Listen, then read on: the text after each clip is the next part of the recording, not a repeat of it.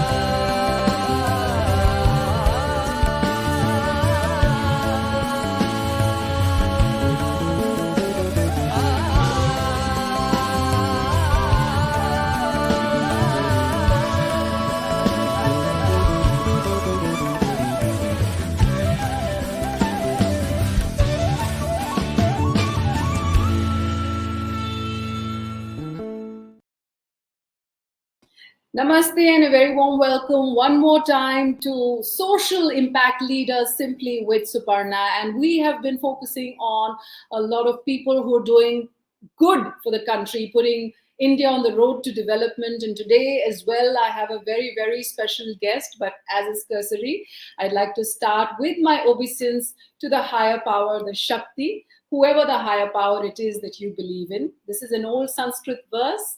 Essentially, it talks about dispelling the darkness of ignorance that resides in our hearts through the wisdom of knowledge.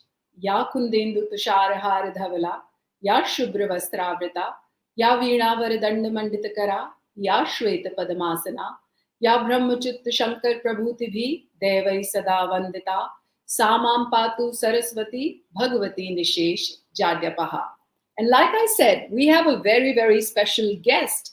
He has been a lifetime trophy winner for SABERA awardee, Dr. Sunil Shroff, somebody who has performed over 30,000 urologic surgeries, including over 700 kidney transplants, and perhaps performed the largest number of deceased donor kidney transplants in the country. It's a very, very unique model of brain dead individuals who have opted to donate their organs and save lives. This is a whole unique Indian model that is credited to MOHAN Foundation, and the founder of which is Dr. Sunil Shroff.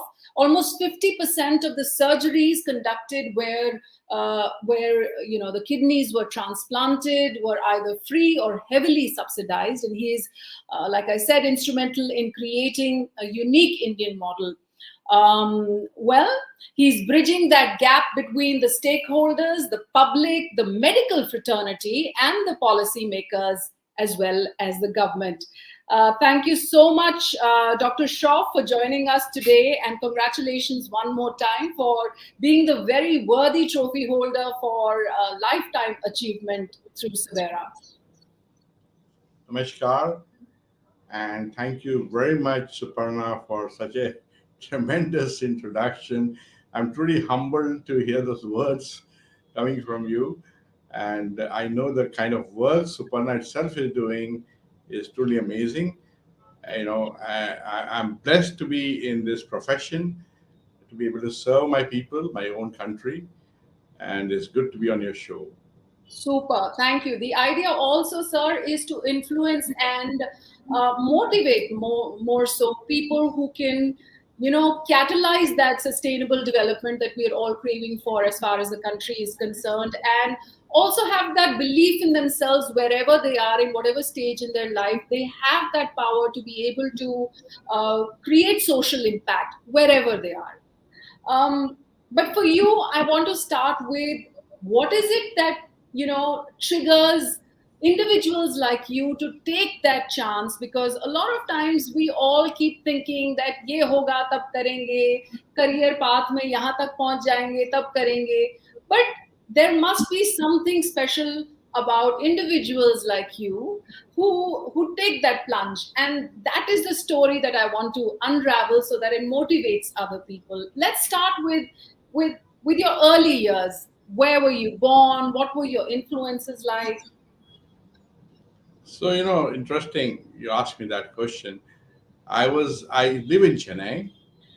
I was born in a town called Sahibganj in a Marwadi family, and I after I was born, we moved to Chennai or Madras at that time, and my schooling, my initial college years were all in Chennai. And when I started off, there was no kind of firm, thinking in my mind that I need to be a doctor or I need to serve people. Those kind of inclinations perhaps started happening a little later in my life. And when initially I actually wanted to be an engineer, but then when I started my higher school, I realized biology was very interesting, and that's how I got into this field. But it so happened that once I passed my 12th, and I was from the central board, Kendriya Vidyalaya at that time, we were not given the same markings as the state board kids used to get. And it so happened that I didn't get a medical admission in Chennai, and I Oh, wanted to. you mean to say there was discrimination at that point in time?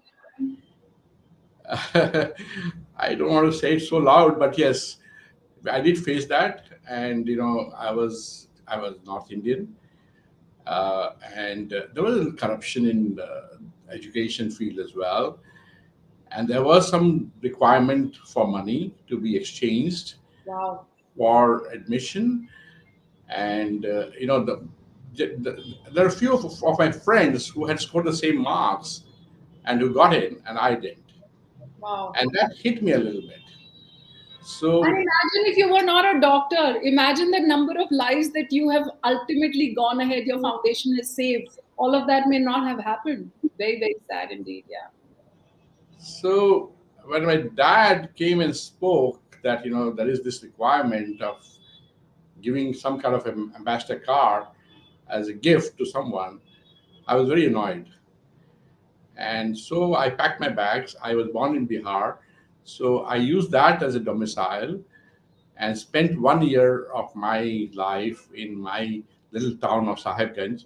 Did the first year of what we used to call BSc Part One that time before you could qualify into medicine.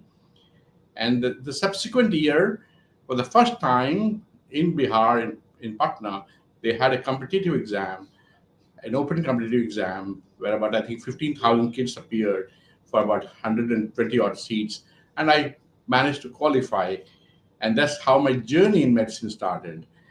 And Super. I was, having left home at the age of 17 and changed, and there was such a shift from being a very protected environment to a very different, to some extent, a hostile environment. Living in Bihar for somebody from Tamil Nadu was not easy for a kid, but it kind of made me mature, made me learn how to live a life which could be difficult at times, and I think it gave me a different perspective of life, and I'm happy that it happened to me, and that kind of perhaps geared me later on to face all the challenges which we faced in this program as we moved forward. So this was my early kind of years where I did my graduation, and the same thing happened when I came to post graduation. But MBBS not good enough for you, so I had to do a post graduation, and then again, it was my own state of Bihar which came to my rescue, and I again appeared in a competitive exam. I managed to top the exam, and I got my seat in the surgical kind of specialty. I did my master's of surgery in '82, and then because since I lived outside home for a good more than 10 years, my family felt coming back home would be a good idea for some time, and I felt the same. And by that time, I had got married, and I needed to settle down in life. But then I realized that the Okay, sad. okay, we go a little slow. So tell me, your education, of course, beyond the initial, जिसको कहते हैं कि रोड़े राह में आए, पत्थर राह में आए, उसके बाद it was a smooth flowing because you were a good student. You could crack your masters as well, and you continued in Bihar. And there was a point in time when you realized that अच्छा चलो अब हम settle हो जाते हैं और may be the family also wanted that कि अब पढ़ लिख के हो मास्टर्स भी कर लिए now it's time to start a family right and you continue to serve in the country is that how the things unfolded Well, at that stage, it was not so much about serving the country. It was more about survival of as if keeping my family going and trying to establish myself as a clinician, as a surgeon, and getting started somewhere in a hospital where I could earn a decent amount of money to support my family. I come from an upper middle class family, fairly affluent. My father-in-law was doing very extremely well. My father was, of course, doing well. But here I was a kid who was struggling to make my two ends meet. And there is this feeling of you want to be on your own. You don't want to so be you. despite sorry I'm cutting you in between despite your medical background your post graduation and being a qualified doctor you found it hard to meet the ends Very that's true. really very very I don't That know what to say to this yeah. this is the reality, of many of us doctors of that generation. Things have gone a little better now, but that's how it is. And so I was very dependent on my family still to give me, once in a way, an allowance to keep me going. And that kind of, used to hurt me inside somewhere. And I used to think that, I've gone through all this struggle. My brothers are doing extremely well in business, who are younger to me. Here I am, standing alone, wondering what to do, which direction to take. I was the only medical doctor in my family at that time. So there was no sympathy. Sometimes my brothers used to say, "Why don't you get into business? Forget about this profession. What are you getting out of this profession?" Wow. Challenges used to keep going on and on. But in my mind, then I had to find a solution. So I packed my bags again and I left for England in Oh, 1983 okay. Hmm. after a year because I knew that I could make a decent living there. So Hmm. that's how it actually all started. But when I was in England, funnily enough, every day I used to think in my head that these guys have lived, ruled us for over 200 years. What is so special about them? Let me do some, let me do some dissection in my mind. And every day, I used to think, what is so special about this race? And I found them intelligent. I found them, there are certain things which are good to imbibe from them. They were very committed. They were hardworking, but they were not super intelligent. Like, we could equate our intelligence on the same level as they were. Correct, There was a correct. certain amount of discipline, which possibly is what made the difference between us and them. Hmm. But the patriotic kind of feeling of when you live abroad and when you, as a sole Indian, represent your whole 1.2 billion people is very different. Because Really, how is it different? Different because one thing, of course, what I've been able to establish speaking with you is that despite the fact that the medical profession is considered to be a very noble profession, and I think even in our parents' generation, the only options were like, yeah, doctor bano ya engineer bano. These are the only two professions you need to, and this will give you security for life. But speaking to you is kind of is an eye opener considering that despite your post graduation you were struggling to meet ends and then you had to take this decision to go to UK. Somewhere or the other I think now that we see the corporatization of the medical industry that could be one of the reasons wherein, now it's a little more comfortable for doctors, but yet it is feeding into some other issues that we are dealing, and which we will discuss through the conversation. Yes, I think being an engineer or doctor is very respectable as a family, but in the initial years of doctors invariably are more of a struggle. And the money the doctors start making is only after the age of 35, 40, 50. And that money which the doctors make, necessarily, they don't enjoy it. It is their family or the kids who enjoy it more. I always say that. And that's not my only, it's not my story. Believe me, Suparna, it is the story of many, many in medical field. If you Yeah, speak to them and look at this angle, many will tell you the same story. yeah. So So going I'm back going back to England, what was the perspective of the English medical fraternity when it came to India, and you were, like a sole representative there as far as the country is concerned? So one thing you needed to do is to prove yourself. Prove yourself that you're as good as them. You're more hardworking than them, you know, and you can excel as much as they can excel. If you did that, then they would give you some element of respect. Generally, since they have ruled us for 200 years, they have never ever considered Indians as a superior kind of race, or superior to them or equal. That there is a psychological kind of disadvantage as an Indian when you are in places like England, which is not so much in US or America or anywhere else. In England, there is a little disadvantage. And there is sometimes you do get a feeling of discrimination. But I was not so bothered about the discrimination. I had discrimination in South as well, in my own country. And I accepted that, and I could understand the discrimination which came.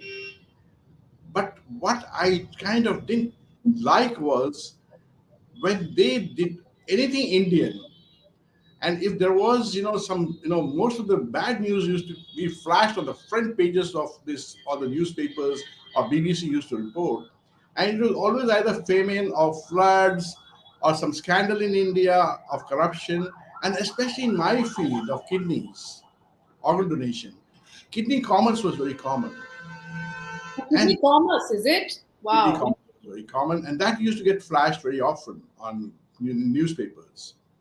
And since I was working in the field of organ donation and transplantation in the UK, in England, that used to become a very common topic of discussion. The very next day, when the news would come, the discussion would be just that. Oh, so they used to say, so you're going to go back and start buying and selling kidneys. Imagine. And that used to kind of course, hurt you.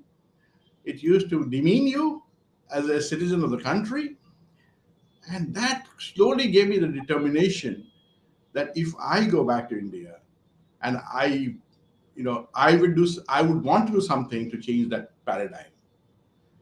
And It's that's how. really, I'm amazed at what you're sharing, and actually not really so surprised, because the intent of also starting Sabera was pretty much the same. Because I think the media and the marketing fraternity within the country tends to focus only on the negative and sensationalizing that negative beyond compare, because there is a problem that exists across the world, but unfortunately, somehow the other, the media focuses here to survive, because these are their survival tactics, working on the lowest common denominator as far as the audience is concerned, because they will want to stick to sensational news and things like that.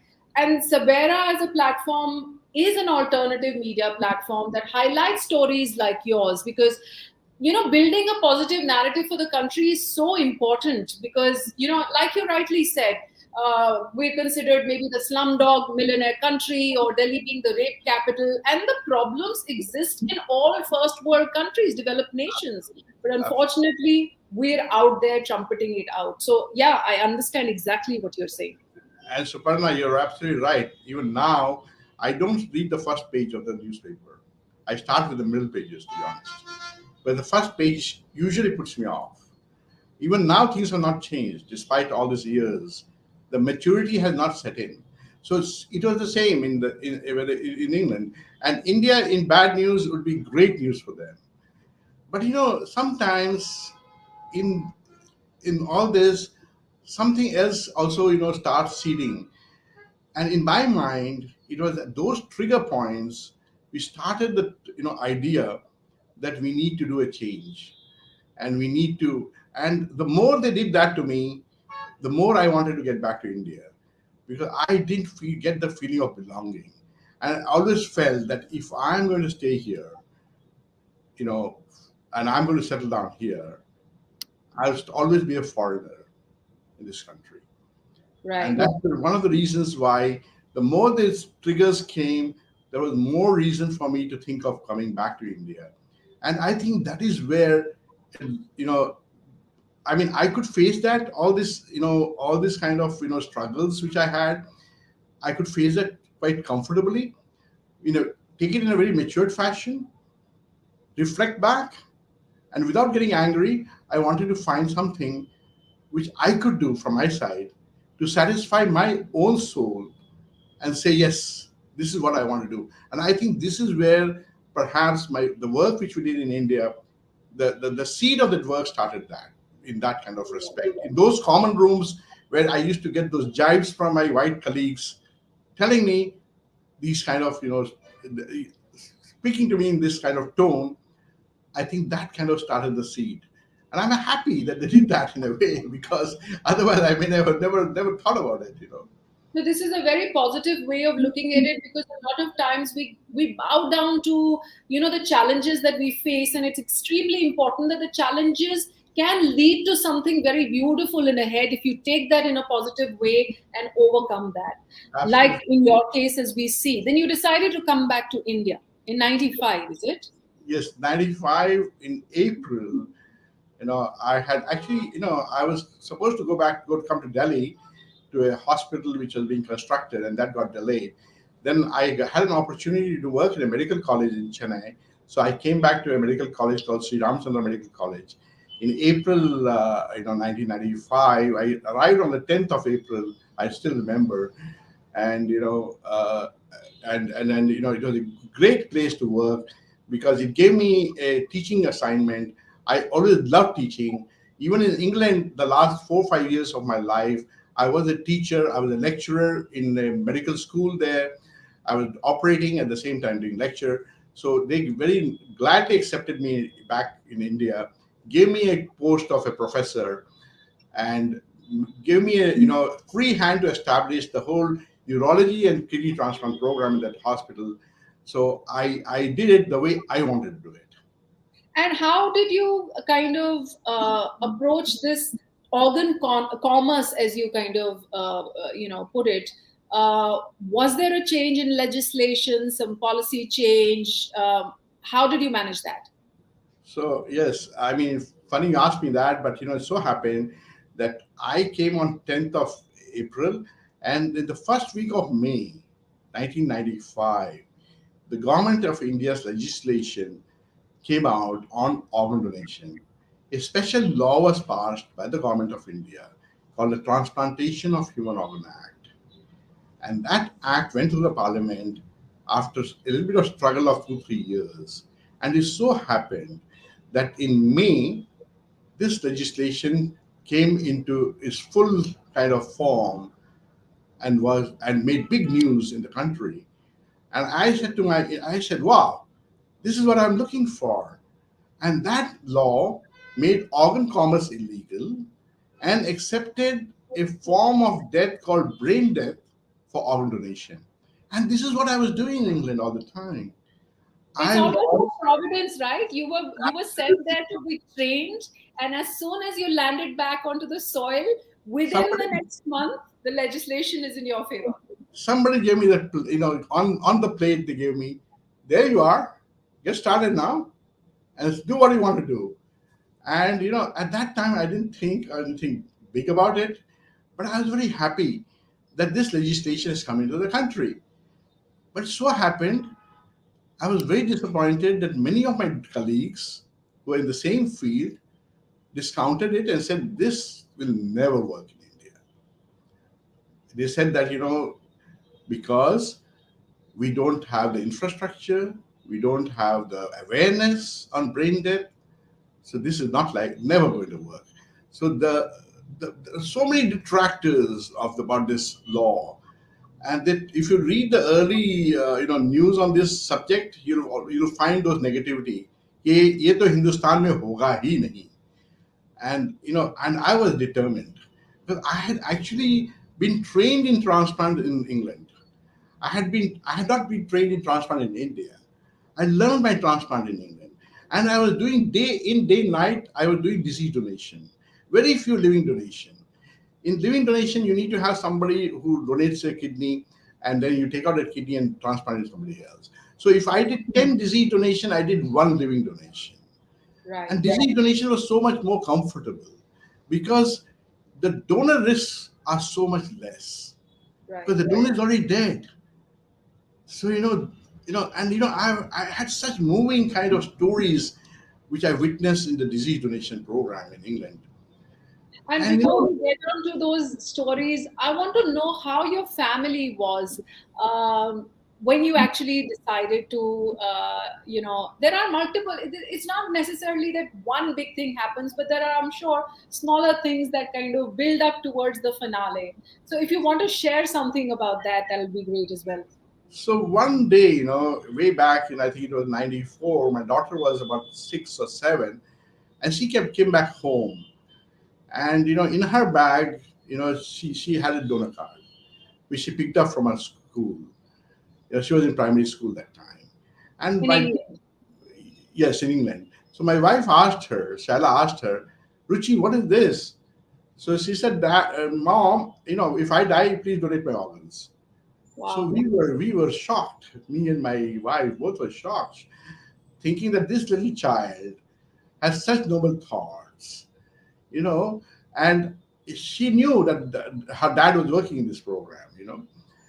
So for a child as young as 6 or 7 to have those thought process, something has touched her heart, some chord has worked where she wanted to do this. And then when I came back to India, actually I used her donor card as a sample to create the donor card in India. So Super. But if we were to talk about the challenges, one was, of course, there was a negative sentiment that something like this deceased organ donation will not work in our country. And even though the legislation had been passed making organ trade illegal, what is the biggest challenge that you faced when you actually started doing this in India? So when I started in my hospital, which was a great setup to get started because we had a corporate setup, we had a free setup, we could give services free, and we had an excellent ICU, excellent doctors, so good setup. So before I started this program, I wanted to see, when people said it's not going to be possible, I wanted to see if I could do it in my own hospital. So we did a lot of workshops, we did a lot of awareness, and when we did surveys, and when we did the survey, first of all, of the general public in my hospital and around my hospital of almost 5,000 people, we found that eye donation was very popular. Yes. And 72% of people at that time said yes to eye donation. The Aishwarya Rai campaign on eye donation had just happened. Right. The feeling of giving for eyes was very positive. Right. Organs, it was a little less positive. But when I saw the survey results, I was very encouraged because I felt if people will say yes to eye donation, donation is a donation. It's part of your body which you're donating. So if you can say yes to donation to eyes, it is likely that some people will at least say yes to donation to other organs. So that gave me a lot of hope. And then I started a disease donation program in my own hospital. I came back in 95. The law came in 90, as I said, immediately. And almost in just after 6 months, we did the first disease donation in my hospital. Okay. And this happened to be a very interesting case. We had few opportunities before that, 1 or 2 opportunities which didn't convert actual organ donation. Because we had some problem with consent from the family or some problem with the donor management. This was a very interesting 12-year-old boy who was playing in his garden in his village. He was bitten by a snake and brought to casualty conscious, and then he became unconscious, and he was intubated. A tube was put down his lungs, and he became brain dead. And that bite of snake was from the cobra. And that kid was kept on ventilator for a good 4 or 5 days. So my medical superintendent at that time spoke to the father of the child that, look, your child is brain dead. Would you want to donate the organs of your child? And the father, after some thought, he said, yes, I'll go ahead, do it. At least he'll continue to live. Ordinary person doing some extraordinary work, extraordinary thought, work, in the sense extraordinary deed. And we got the consent. Now the dilemma was, this was a snake bite, and there was no previous instance of any such transplant or donation happening. So this my medical student said, do you want to go ahead and do it or not? So I thought in my mind, the kidneys were working perfectly well, the heart was working perfectly well. So we waited for the toxins, we call it the neurotoxin, to get depleted from the body for 4 or 5 days. And then we went ahead and took the organs. And we transplanted the heart and the kidneys, 2 kidneys. The 2 kidneys were transplanted into 2 women. One was 48, the other was 52. And they did extremely well for 20, 22, 23 years on those kidneys. So, it was a very difficult kind of decision, because if I didn't get that right, then it was all over. So at many times, in this struggle, you have to take that call, which may be very difficult to do. And I sometimes, think I'm sorry, I'm cutting you in between. There is one of the beneficiaries from MOHAN Foundation who has mentioned, being a kidney transplanted. MOHAN Foundation always motivated me with his programs and campaigns. Dr. Shroff is a source of energy and positivity. And he goes ahead to say, thank you, SABERA, for bringing him on this platform. It's good to know him more. So I guess you have impacted a lot of lives. And if we were to talk about statistics and numbers, what would you say? In India, are people a little apprehensive when it comes to organ donation? Like you rightly said, corneas people or eye donation people are more comfortable with, but also because of a kind of a campaign that was done. Now everybody's aware. Do you think people are a little reserved in accepting deceased organ donation? by and large, I think, I personally feel very, very positive about our Indians. I think Indians are very giving people. If you are able to support a family at the time of grief, extreme grief, there can't be more grief than death. At that time of grief, if you can support the family in their decision, whether they say yes or no, it doesn't matter. You need to support them and give them the right information. And if the family believes that everything has been done to save their loved ones, as a doctor, my first objective is to save a life. And if I'm not able to save a life, then I can think about organ donation. And if the family feels that everything has been done under the sun to save the life of their loved ones, and if you support the family, the trained people, the trained counselors, have a success of rate of more than 60%. Nice. So that's a big success. And it is similar, in other countries where the awareness is much more. Right. The more illiterate will donate and the most literate will donate, provided you support them in the decision. Wow. That is the key. That's the key. So Wow. our challenge is not with the public at all. Our challenge is not with the public. Our challenge is with the procedures, the processes in hospitals. Oh, in hospitals. So the challenge comes from the fraternity itself. The challenge comes from the fraternity. The challenge comes from the medical professionals who are not aware of organ donation as a subject. They're not aware of the requirements of organ donation. Because what happens in this field of disease donation is there are multiple stakeholders. You know, there is a family who wishes to donate or not donate. Then there could be a medical legal issue. It could be a police who are involved. It could be a forensic doctor who's involved. Mm. So there are multiple stakeholders in a hospital in the disease donation, and everybody needs to be aligned. The intensive care people need to identify first brain death, then certify, then maintain brain death. The certification process itself is very, very, can be a little complex. There needs to be a set of 4 doctors to certify a brain death twice. So that has been done very well in our law to protect the rights of a citizen. So the whole process is a little complex. So Mm. somewhere, if one of the stakeholders does not react on time, then Mm. the whole thing falls. So our Because it's process so time sensitive, right? is very time sensitive. We have to finish everything sometimes within 24 hours. Sometimes we have the luxury of 48 hours or 72 hours. But it is in the short time that everything needs to be coordinated.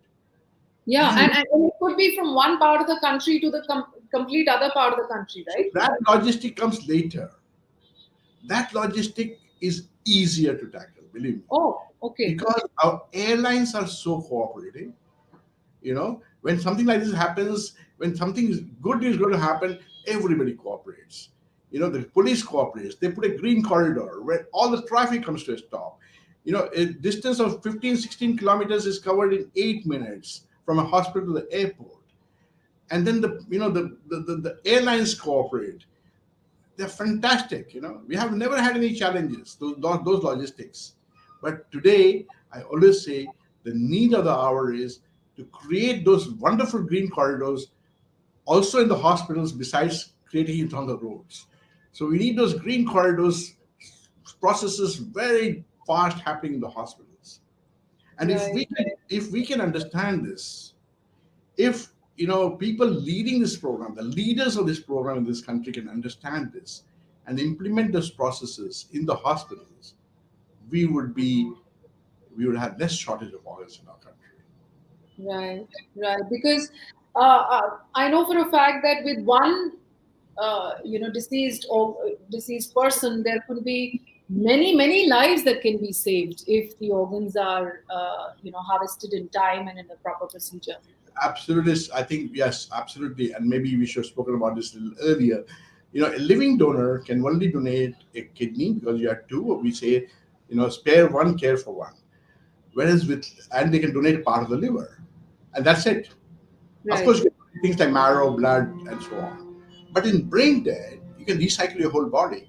You can donate up to 8 organs, which includes, heart, pair of lungs, liver, pair of kidneys, pancreas, intestine, and then almost 50 tissues like cornea, skin, bone, cartilage. So you can recycle the whole body. In fact, so much so that we are now doing hand transplants in this country. Oh, Hand transplants happening. And there's some wonderful stories. This year there's a young lady who had lost her hand, and she got transplanted about 6 years back, and she has managed to qualify in IM, Calcutta, and she's just joining there just this month, and her name is Shriya. So there's some wonderful stories of how impactful transplants can be, how transforming transplants can be for a person. Believe me that life after transplant is more or less normal. Also want to tell you that recently we had what is called World Transplant Games. The idea of having these transplant games is to show to the public that the quality of life after a transplant is normal. So we had an Indian contingent which went to Perth for the World Transplant Games. 25 of them went to World Transplant Games representing India, large contingent, and and we won 35 medals there. wow. Awesome. Nobody talks about these things, and these are Awesome. such stories, and each one has a story to tell you.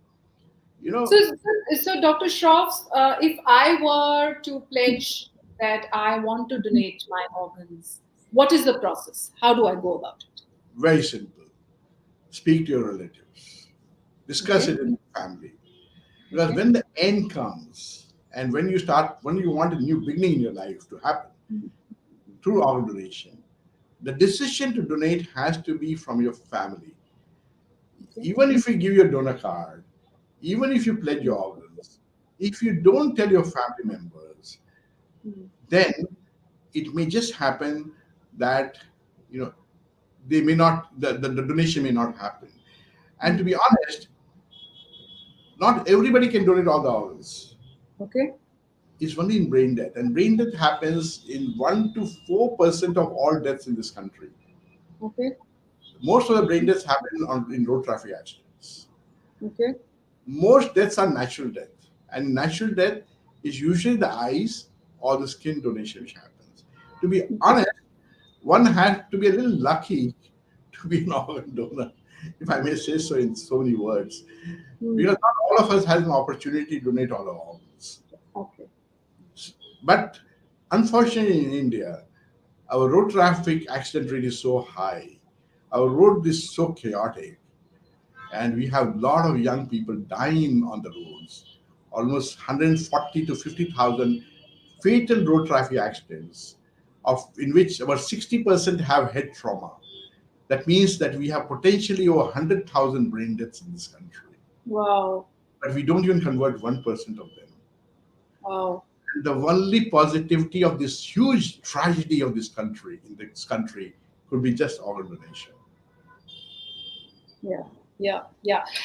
Thank you so much, Dr. Shroff, for sharing your journey. For you, actually, what I personally take back from this conversation is that despite whatever challenges life may throw at you, it is an opportunity to be able to create something such that other people don't have to face those challenges. I mean, and it's almost like providence, that divine providence, if I'm allowed to say that, because your timeline is almost like you went to England to study, you saw what the challenges are, you learned how to overcome them, and you came back to implement in a space where it was very conducive for you to conduct this. And it, not to say that you didn't face further challenges down, but just the fact of saving so many lives, I think that is the biggest fulfilling thing that one can, when you probably go to bed in the night, you I sleep well. I want to tell you one more thing, Suparnaa, before we close this conversation. I'm very privileged to be in this field, and I'll tell you why. You know, we talk of how on the Kurukshetra, Arjun was shown by Krishna the vishwarupa. When I do organ donation, I see that vishwarupam all the time, because I'll tell you why. On one side, I see this huge tragedy of death,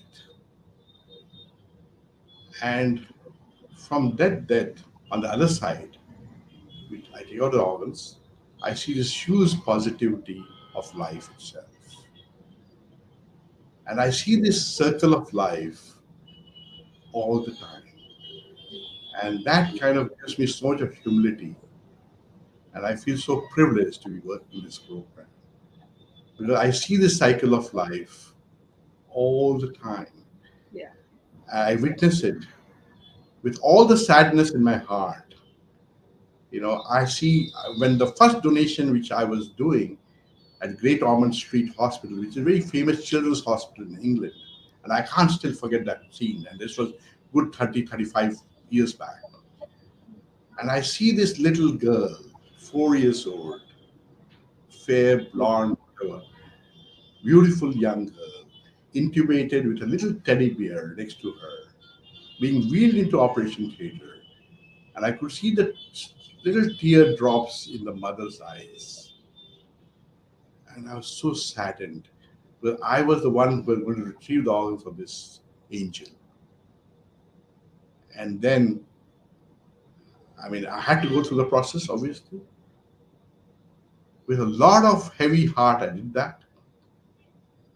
And then, after a few hours, the same organs I transplanted in another child who came back to life. was almost on deathbed. Yeah. And I could see the delight in the mother's eyes. And then, I didn't know how to share this with anyone. And then I saw this so many times again and again. And then I felt that this is a cause, this is where I belong, and I need to continue doing this work. But I also want to tell you one more thing. The work which you do in MOHAN Foundation, I'm just a trigger, I'm just a spark. The flame is truly my people who work for this cause. And we have some wonderful people who work in the foundation. We have our country director, Lalita Raghuram, who donated the organs of her own son, who was 18 years old. And she walks the talk. And in fact, on her life, a movie has been made called "Ae Zindagi," true life story, which is being, actually available now on flights if you fly. Then we have one more young lady called Jaya Jairam. She herself had a kidney transplant and her mother has given the kidney, and she works in Bombay. Then we have a gentleman who works in Chandigarh who has received a liver transplant from his son-in-law of all the people. We have one person, one of our doctors working in Nagpur, who has donated his kidney to his friend who happened to be a Muslim. And then we have people like Pallavi who are determined to donate a kidney. Or they are healthy, and we keep holding her back. Not at this stage. Don't do it now. And then we have, some wonderful people working in the foundation. So I'm truly blessed working this cause, having such passionate people joining this movement. And that's the reason why in MOHAN Foundation, we make a difference. We I'm do. so honored, sir, to have spent this afternoon with you, this little conversation, and I hope that our connection can continue and we can contribute in some little way to keep highlighting the work, the good work that you're doing, saving lives, and being that beacon of hope in families that have lost complete hope in terms of the survival of their loved ones. Thank you so much, Dr. Shroff, and keep doing what you do. Thank you. Thank you for the interview. All the best. Thank you. All the best.